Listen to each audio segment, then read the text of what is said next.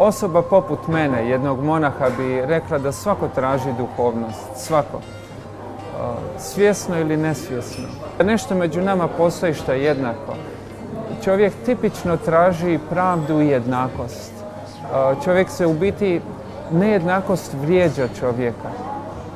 Zašto bi ga vrijeđala ako smo mi svi nejednaki? A fizički mi jesmo svi nejednaki. Fizički niko od nas nije jednak. Znači, ta jednakost mora se manifestirati na nekom drugom nivou. Ako nije na fizičkom, koji je nivo ostao?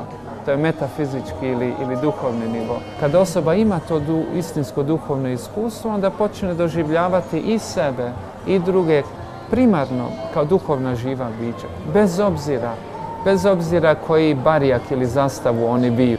Opet, nažalost, do one granice do koje osoba nema takvo jedno razumijevanje, jedno takvo iskustvo, onda fragmentacija se manifestira. Fragmentacija je tipična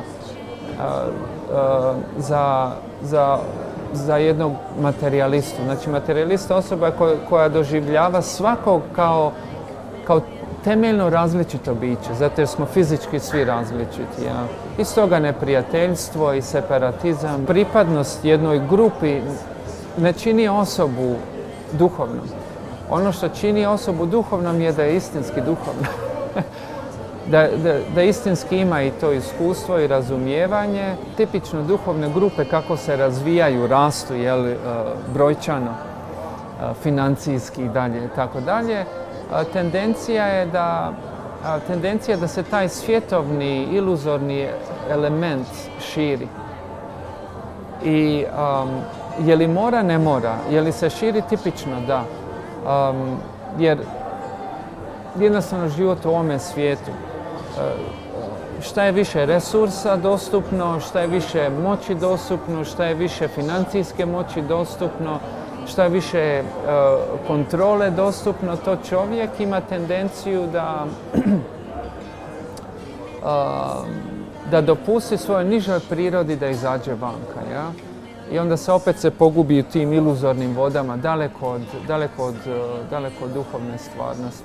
Ta pozicija, ta moć i tako dalje, tipično se koristi na nezrele načine, na neke egocentrične načine, gdje ta jedna osoba doživljava sebe kao centar svemira. I što je interesantno, takva osoba stvarno doživljava svoje potrebe kao najvažnije potrebe u cijelom svijetu. A to je daleko od istine. A sad kad bi svako od nas doživljavao svoje vlastite potrebe kao najvažnije potrebe na svijetu, pa to je recept za fantastičan sukob. Ako osoba doslovno doživljava sebe kao jedno božansko biće i doživljava druga bića kao božanska bića, onda ono što proizlazi iz toga je obožavanje. Obožavanje je kad osoba stvarno shvati da je nešto fantastično, da je toliko fantastično, da je u biti božansko.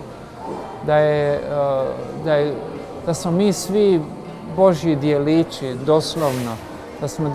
Da smo jedna božanska kreacija, fantastična. Da svako od nas potencijalno može biti fantastična osoba. Da mi smo po svojoj prirodi potpuna bića. Mi sadržimo sve što nam treba, duhovno, ja? I za naše zadovoljstvo mi imamo sve što nam treba. Ali nije na vanka, nego unutra. I kod nekih ljudi je trenutno u nekom uspavanom stanju. I onda probuditi te naše elemente koje već posjedujemo je svrha duhovne prakse. Prvo osoba u svojoj nesvijesti percipira svoju nesvjesnost. I to je recimo prva realizacija gdje osoba počne razmišljati o svojim mislima kritički. Ja? I počinje biti svjesna svoje nesvjestice ili svoje nesvjesnosti ili svog manjka potpune svjesnosti.